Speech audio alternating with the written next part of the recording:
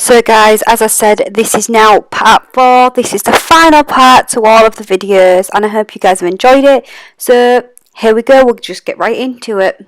And something else that we did do, I did, partner could have done but didn't, and that's something we would have done differently. If we did it again, I would make him open a Help to Buy ISA. So I've opened a Help to Buy ISA. This is an account where the first month you can put, your first deposit can be £1,000, and then within the first month you can add an extra £200 onto that, so it can be 1,200 in your account straight away. Then every month after that you can put up to £200, so that would mean you could put up to 1,400 in the first 2 months into this account. Now with that, the government give you, was it 25%? So for every £200, yeah. So it was 25% of whatever you had in that account. So if we put, so like I say the first month I put 1,200 in. So that was 1,200 in the account on the first month.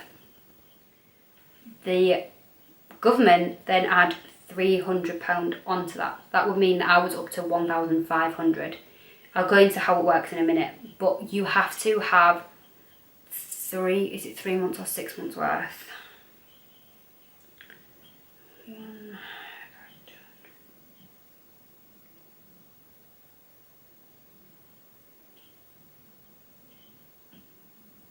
I think you have to have at least 3 months in the account. So it'd be, yeah, you have to have a minimum of 3 months in the account. So 1,200, a 200 payment, a 200 payment. So you're up to 1,600 basically in the account.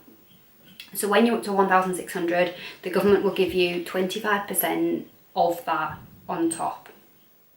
They will give you an extra £400, taking your deposit up to £200. Now this applies to both people that are buying a house. So if I open this account, I put £1,200 in. My partner could have opened the account as well and put 1,200 in his account, and we will both get the bonus. And then you, at the end, you close your accounts, you give your solicitors the account details and the closing sheets, and they apply for this bonus from the government. So I saved £1,600, I got £400 extra. That meant brought my deposit up to £2,000 straight away. So that's in the first 3 months. So as soon as you decide you're going to open a Help to Buy, the maximum you can get from them is £3,000. So you'd have to have £12,000 in your account to get £3,000 bonus, meaning you'd have a £15,000 deposit.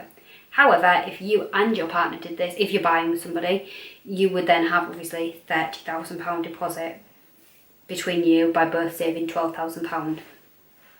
The Help to Buy is not related to the Help to Buy scheme. Ignore that. I didn't go for the Help to Buy scheme. I read into it, didn't think it was a very good thing. It's something along the lines of the government owning part of your house. You have to pay the government back so much and blah, blah, blah, blah, blah. It makes your house cheaper in the first instance, but in the end you end up paying them money, or they own shares in your house.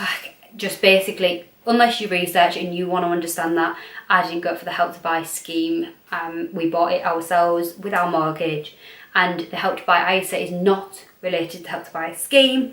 It is completely separate, and it is a very, very good thing to start up houses. Well, start for first time buyers. Not sure how it works if you're not a first time buyer. I don't think you can get it if you're not a first time buyer, but if you are a first time buyer, I think you can get this Help to Buy ISA, and I think it still runs now. I'm not certain. It was running when we bought our house, and it was really good, and it was really helpful because it meant that £400 extra went to our deposit that we didn't have to pay, which was really good.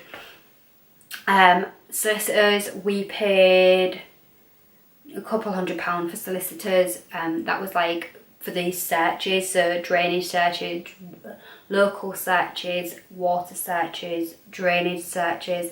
It's basically things that they assess to see if there was plans for somebody to demolish the back passageway and, I don't know, build a hotel behind us. It's things like that they'd have to find out and let you know. So it would be something that they said, look, we're going to knock down your view that you've got of the countryside and put a big hotel there. And that might put some people off buying the house once they know that. So that's what you pay for that for. and drainage things. So if you've got a drain in your garden, it means that if the sewer breaks out, your property is potentially going to be damaged. Your property will have to be used to be accessed by the council, meaning that they have the right to use your property, and they could potentially dig up your garden to get to whatever it is. It gives you that sort of information. If there's like anything within your property that would potentially be an issue if something were to happen. So you pay for them, and then I can't remember, there was like a small fee at the end. I don't know why, I don't know where it came from. We should have probably queried it, but we didn't.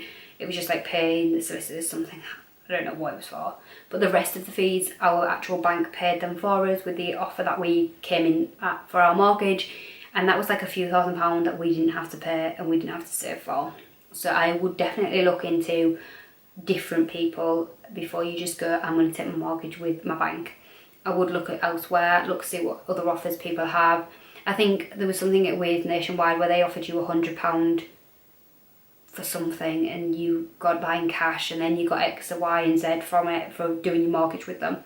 But because we was already banking with Lloyds, we went with Lloyds because they had the pretty much a similar offer, but they would pay in the legal fees, and they would my partner opened a Club Lloyds account, which meant we got a better rate and percentage on our mortgage, a lower rate and percentage. And if we took the insurance out with them, which we didn't, you would also get a better percentage on that, and some other things. You got some other perks basically. So I would really look into what you're doing before you just go with your bank. There is other people and there is other places you can take your mortgage with, but that would be something you'd have to look into yourself, and it will obviously vary place to place. As I say, London is completely different. It is so much more expensive. There is so many different things that come into consideration, and different people that will offer you mortgages, and it's very complicated basically. So as I say, everything is based case to case. So just because this happened with my experience of buying a house doesn't mean it'll happen with you. Just because that we was accepted doesn't mean you will, or you might be accepted for more than we was because you have a better job, or it just varies person to person, case to case. And obviously it will also vary depending on if the bank has the same offers on. So if they don't have certain offers on, you might have to pay legal fees, which could be a few £1,000s. You might have to pay stamp duty if you buy a house more than 125,000. You might have to pay additional costs if you decide to go with the mortgage advisor separate. You might have to pay other fees. It really varies. And obviously the prices vary as well. So one solicitor might be £1,000, another might be £3,000. It would really vary case to case. Location as well is a key thing. We used a solicitor that wasn't even based in Yorkshire. They were based in Manchester. So that meant we never ever met our solicitor. We only spoke via emails and phone calls, which might seem crazy, but we went on it was like if we took our mortgage out with Lloyds, we had to use a solicitor off their rated list. So basically they have a list of solicitors who they say are good, they trust and they're trustworthy, so to speak, that they would prefer you to use, so that you don't get trumped or ripped off or anything like that. So we actually picked a solicitor. It was like the highest rating. I think it was a 98% or something crazy like that. And our mortgage advisor like that's a really high rate. She said we don't get them very often. They're normally 90s, maybe sometimes 86, 96. I don't know, but he was like a 98. So we was like, oh well, we want that one then, because that one's the highest rating, so we want the good one. So we picked that one, and it was in Manchester. She did explain that to us before we agreed to it all, and I said that's fine as long as we know that we can contact them. Our mortgage advisor was really lovely.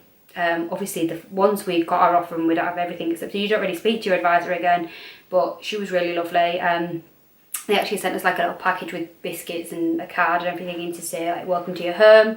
We actually got a card of her to say congratulations. I sent them a card. I sent my solicitor and our advisor a card to say thank you. I didn't send one to the estate agents because they were I wasn't just going for that. The day we were supposed to pick up the keys, they were like, oh yeah, keys are ready to collect. So we rang the seller just to say, look, hope you have a good move, hope you good luck and all that. We've just had a call to say the keys are ready to collect, and they were like, we're still packing the van at the house. That's how bad our estate agents were. So they didn't get a thank you card from me. Seems really mean, that. It actually does seem mean, I look back on it, but they didn't help, and they made my situation so much more stressful, and it wasn't very nice when you already struggle like with X, Y and Z, like. So I think that's it. I'm trying to think of anything else that I haven't mentioned. How long has this been running? Oh my god, I think I've been filming like over an hour, probably like an hour and a half.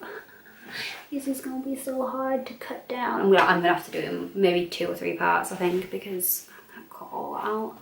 I can't cut all that out. I'll cut them out. Anything? I think I've covered everything that was mentioned in the questions. I've been trying to upload a video for 3 days, guys.